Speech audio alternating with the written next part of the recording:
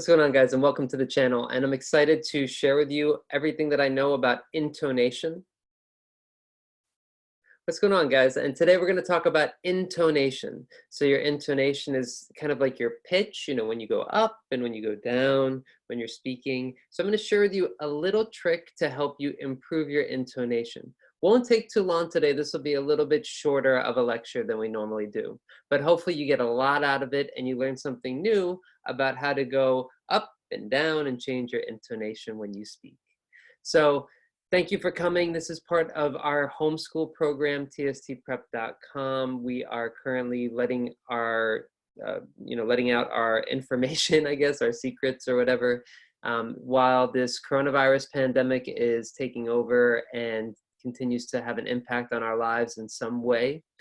And hopefully things are getting better. Things will be getting better soon. And yeah, the news is bad most of the time, but you're in control of your mind. You're not in control of the news, but you're in control of what you focus on, how you spend your time. So let's focus on, learning English a little bit, and today, intonation.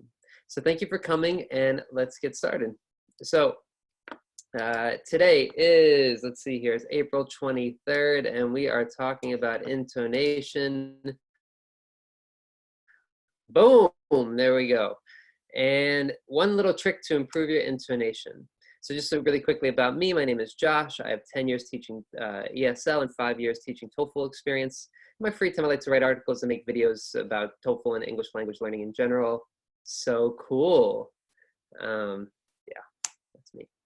And what are you going to learn today? So you're going to learn when to use an upward and downward intonation when you speak. You're going to identify a few clues that'll help you understand when to go up or when to go down when you speak. And you're also going to learn how to shadow some sample answers to help you improve your speech music. So again, speech music is kind of like the way that you speak, how it sounds when you speak. So we're going to try to improve that together today. And this is for promoting our Accent Builder program, Better Accent in 60 Days. You can learn more about our accent program at tstprep.com. And we are doing accent evaluations. This is Sue, and she is doing accent evaluations for just $9, and you get a better accent after just one call. You learn about your strengths, weaknesses, and exactly what you need to do to improve your speaking. She'll help you know which sounds you have trouble with, and how to improve your music, like how to actually improve the sound of your voice, the quality of it, so you sound more natural when you speak. And we're going to talk about that today with intonation. So intonation is basically the change in pitch of your voice. So I'll give you a couple of examples while we're talking about this together. So when you use intonation, it often signifies a change in your mood or attitude. A downward intonation implies certainty, while an upward intonation implies curiosity.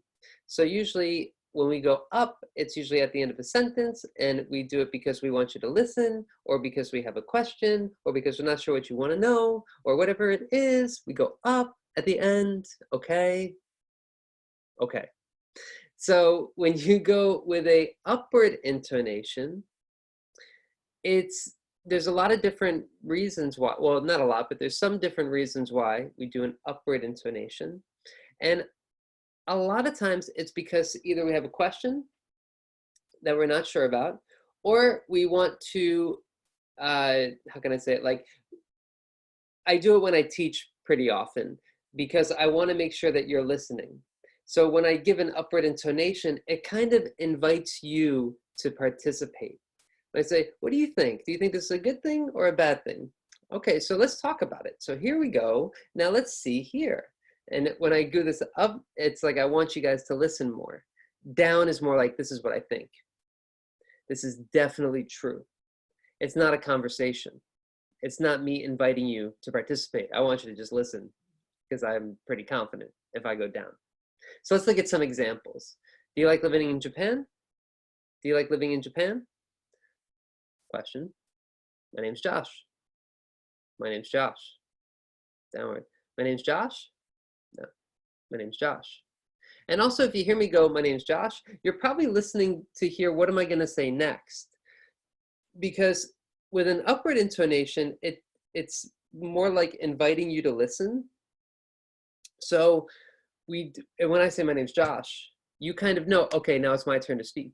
So we use intonation to signal what's important, our certainty, our mood, a couple of different things there. I'm sorry, but can you tell me your name again? I'm sorry, but can you tell me your name again? I'm sorry, can you tell me your name again? Go up. Even though it's a question here, can you tell me your name again? I don't say, can you tell me your name again? I say, can you tell me your name again? So even with a question mark, a lot of times our intonation goes down as well. It could go up. So I'm sorry, can you tell me your name again? Or I could change it and I could say, I'm sorry. Or let me say, I'm sorry, down. I'm sorry. Can you tell me your name again? Or I'm sorry. Can you tell me your name again? Either one is okay.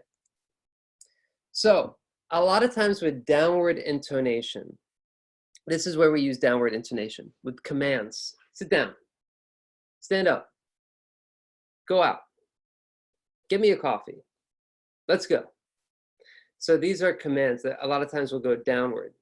Usually that's when you're talking to a dog or you're a manager and you're talking to a worker or a teacher talking to a student, parent talking to their kid. So there's some hierarchy. Statements, I live in New York.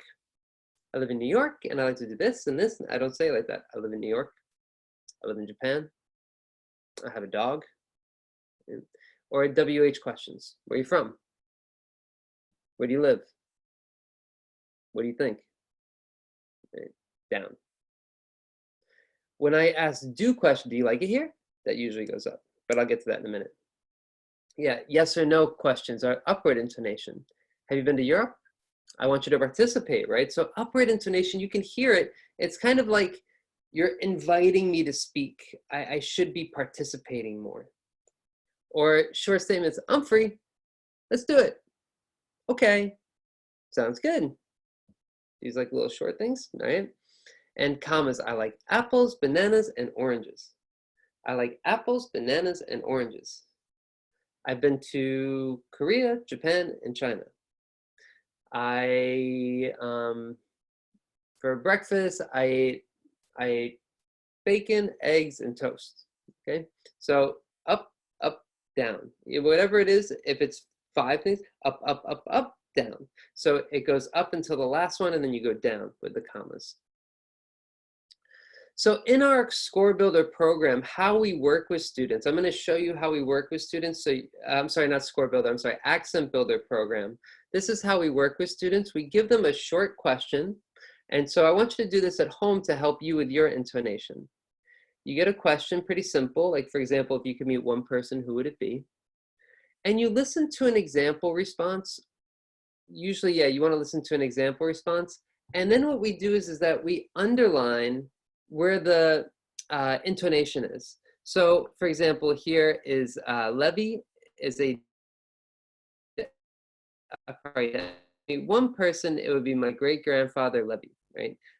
If I can be one person, upward intonation, it would be my great-grandfather Levy, downward. So we underline this downward intonation.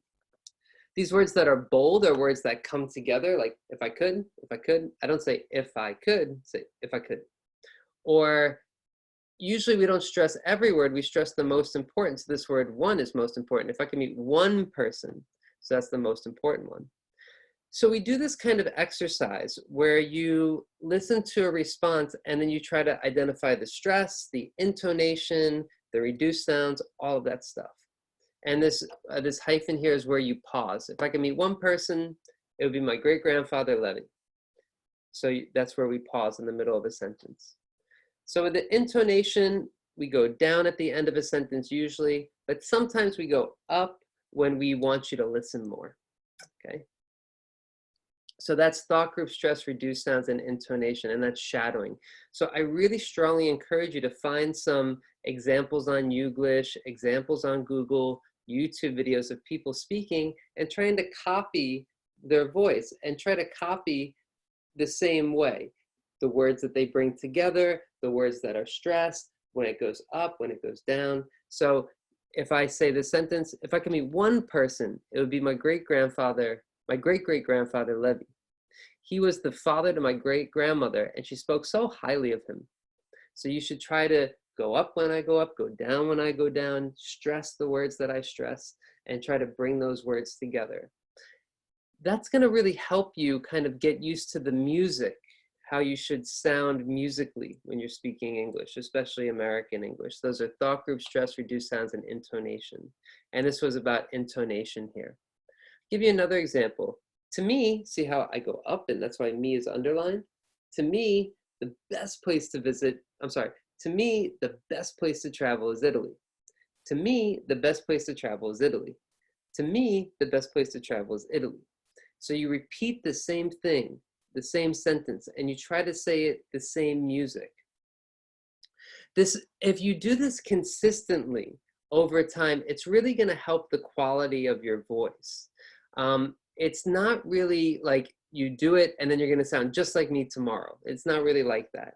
Instead, you kind of get used to the rhythm and flow and how it should sound, when you should go up, when you should go down, when you should bring words together. Right? So that's shadowing. Don't worry about being correct. You don't have to, so it says getting the answer correct is overrated. You don't have to say, which word is stressed? Which word do I do the right intonation? You just want to get a feel for it. So here, you can see here that usually in the middle of a sentence, our intonation goes up.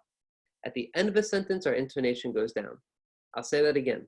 In the middle of a sentence, our intonation goes up, especially before commas. The end of a sentence, it usually goes down right before a period. It's in the middle, usually because we want you to keep listening. We're not finished with the sentence yet. It goes down at the end because we're finished with the sentence and we want to sound certain. Not all the time, usually. Okay. This changes for different accents. Australians, for example, tend to go up more. But for an American accent, up in the middle, down at the end. Down means you're certain. Okay. And don't worry about being correct. Just get the feel for the language. You want to get a feeling for it. All right. So again, an accent evaluation, just $9 at our website, tstprep.com. Check it out. And we have a teacher like Sue there waiting to help you understand more about the way that you speak. So a pretty short lesson today. And again, a better accent in 60 days, a quicker and easier way to help you speak better English. So I hope you found that helpful. And I hope it took your mind off of things a little bit and that you learned something new about intonation that's going to really help you. So good luck, stay safe, stay healthy, and I'll see you guys in the next video. All right, take care. Bye-bye.